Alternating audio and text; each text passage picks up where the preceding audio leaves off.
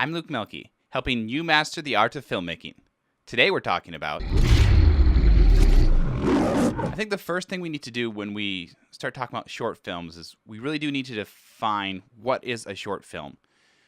Some people just think of it as it's a 2-minute film, it's a 5-minute film, it's a 15-minute film, it's a short film. Well, the general rule of thumb is between 2 frames and 30 frames. You might be thinking, 2 frames is a short film? Yes, it is. Think of a GIF. Maybe someone's punching someone in the face just over and over and over again. That's telling a visual story with motion. So you can tell a good story, maybe, not always so good with GIFs, but you can tell a story with just 2 images. If it's just 1 image, then it's kind of just a freeze frame. It's just a picture like that. That's really not that exciting. So we need to have at least 2 frames up to about 30 minutes. Next thing we need to talk about is what is a good story in a short film. In a typical feature film, it's a 3-act structure. There's the first act where the main character is developed, where you first get to know the person. That's about 25% of the film. And at the end of that act, then there is the big turmoil where they have to change and do something different. They have to struggle all the way through the second act, which is about half the film through that act. The end of that act is a big climactic point, and then you have to resolve and create what is the new norm for this main character. So it's basically the monomyth or the hero's journey. If you're not familiar with it, go check it out, or I will be creating a film about that later. So check that out if it's been developed by the time you're watching this video. So look for that. But the short film is a little bit different. It doesn't have the same 3-act structure all the time. You want to jump right into the action. Instead of building the character, developing who they are, their friends, their relationships, you don't have time to do that with maybe only a 2-3 minute film. So how do you create this drama, this connection with that? So you want to just really jump right into the action. You don't want to sit around waiting for something to happen and waste all of your time trying to develop a character when really you only have enough time to tell a short story. You don't have time to develop the whole character. So you want to get their attention right away. The audience needs to be pulled in, grabbed right away. Some say you have 3 seconds. Some say you have up to 7 seconds.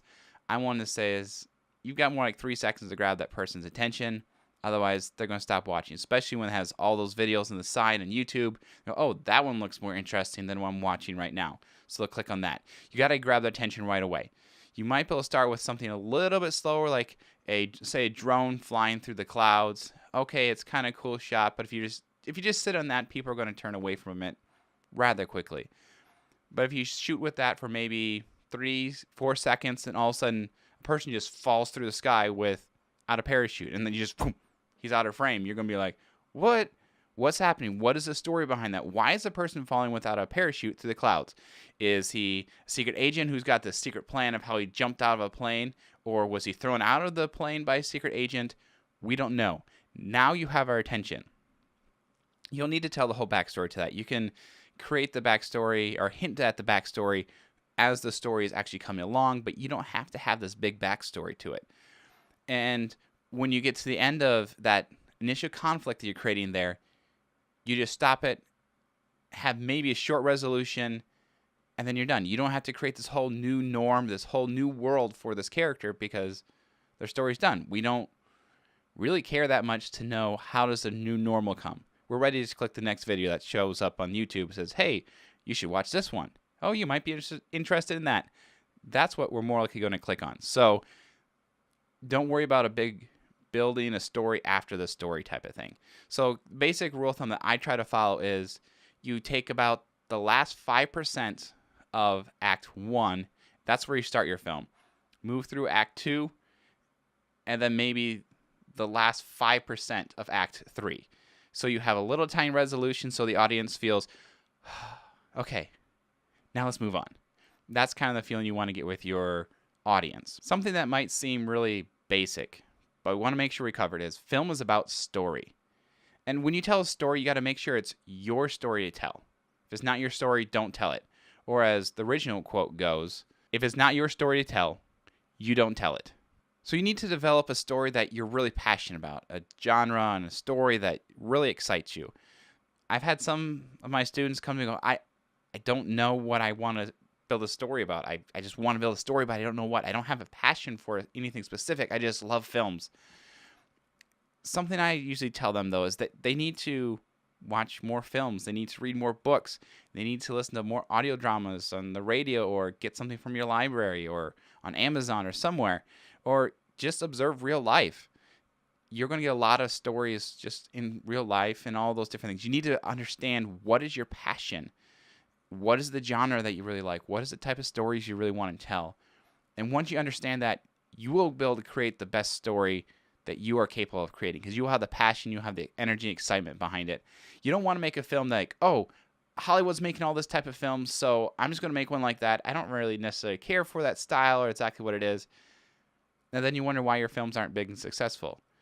You can't make a film as good as the Hollywood people or all the other big independent people, or even the other small independent people, if it's not your story, if you don't have the energy and the passion behind it. The reason they can tell this story the way it is it's their story to tell. They're invested into it. You will only be able to create something that's good if you're invested, if you enjoy it. Because how will you know if the story is good if you don't necessarily even like the story yourself? You can't tell it well unless it's your story to tell. I know that's something I've actually had struggles with, because there was a specific type of idea I wanted to get across or something like that. So I picked a genre, a type of story that wasn't really my story. And I was kind of excited at the beginning, but by the end, it wasn't that exciting anymore. So I really need to make sure I focus more on what is it that's really my story exactly. How do I want to tell a story? And that's why you really need to grasp. Another thing we need to make sure we focus on when telling a story is conflict. We're all kind of sadistic, but we all want to see people have problems. It's kind of boring watching someone's life go perfectly. I think there's a few reasons for that. One, maybe we're sadistic because who wants to watch NASCAR to watch the cars go around in circles? Most everyone wants to watch NASCAR because they want to see the big crash. The other reason I think we really want to see conflict is we can relate to that. We've all experienced those struggles, those conflicts, those problems. So what is the conflict, the goal? What is the person's trying to accomplish? And what is keeping them from being able to accomplish that? Do they want to just have a normal life and someone comes in and destroys their normal life and have to get their normal life back? Or is it something that they really want this certain girl, that's the girl they want to marry, but there's some other guy involved that wants to date her as well? So that's the conflict. That's where the problem comes right there. And how is that going to be resolved? We need to make sure we add conflict into our films. No one wants to watch something go perfectly. I think we're all kind of sadistic in that no one really wants to watch NASCAR, to watch cars go around in circles. They want to watch the crash. That's the real reason NASCAR has the ratings it does. But we also want to be able to relate to those conflicts, because we all have struggles, we all have problems. And that's really what we're watching this film for. We can relate to those. If something goes perfectly, it's kind of hard to relate to that, because very few people have the perfect life. It just doesn't happen. There's always struggles. There's always issues they have to go through. And so we can relate to some of those as well. We also want to be able to grow from the person's experience. Everything we do, everything we watch influences us in some way. And when we watch a film, we want to be able to be changed. We've all been inspired or want to do some change, or we really want to do something when we get done watching a film. I don't know what that thing is necessarily for you, but we all have experienced that to some degree. And that's what really is created because of conflict. That's how they emotionally connect with us. Now, here's a point I really want to get across. And if we can grasp this, you're on your way to creating great films. Without change, without struggle, without conflict, there is no story. Films are fundamentally about change. That's what people watch it for. They watch it for the struggle and see what the change is.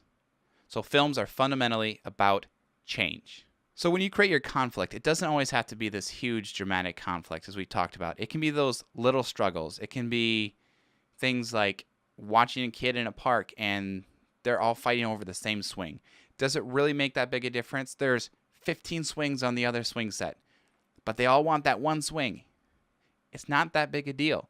But to them, that's their whole world. Their whole world is wrapped up in that one moment. To them, that's a big conflict. Or you can create a film that just has pilation of a bunch of different little conflicts. And the little conflicts can really make a big difference. I'm sure we've all been there where we have those days where nothing goes right. And then at the end, there's that one thing that goes wrong that's what tops it off. That's just what sets us off. That's it. We're done. It can be a bunch of those little struggles, a bunch of those little things that comes to the head and makes it just, and those little struggles are really what make it feel more real.